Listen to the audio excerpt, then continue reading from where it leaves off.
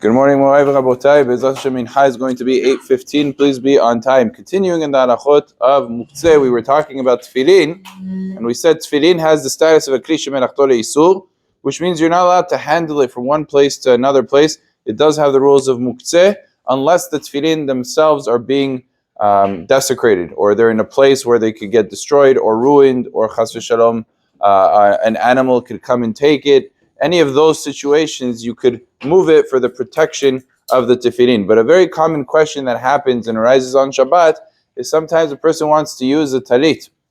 And the talit that he has is in the tefillin bag. The same bag that holds the tefillin holds the talit.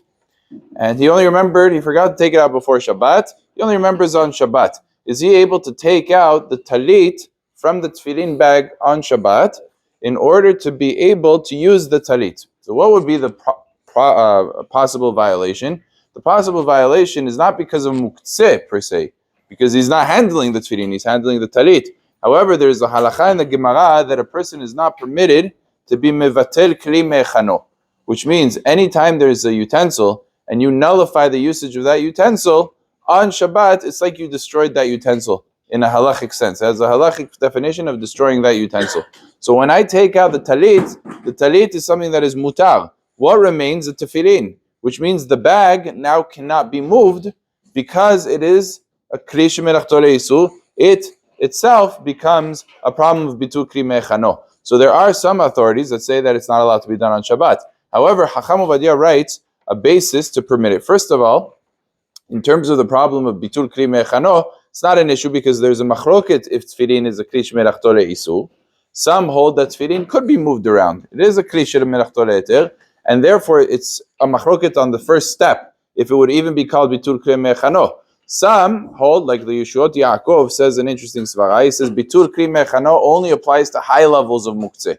And since tefillin is on a lower level of Muktze, it doesn't have the status of basis davar asur, and it wouldn't be called bitul kli mechano. The third argument, which is an argument that many authorities bring down in other circumstances, is when I indirectly cause an instrument to be nullified, then it's a problem. Meaning, what's the case of the Gemara? I can't take a utensil and put it under a candle that's leaking, because then the utensil itself becomes prohibited. Because there I physically went and I put the utensil under a place that Muktze is basically dripping out of.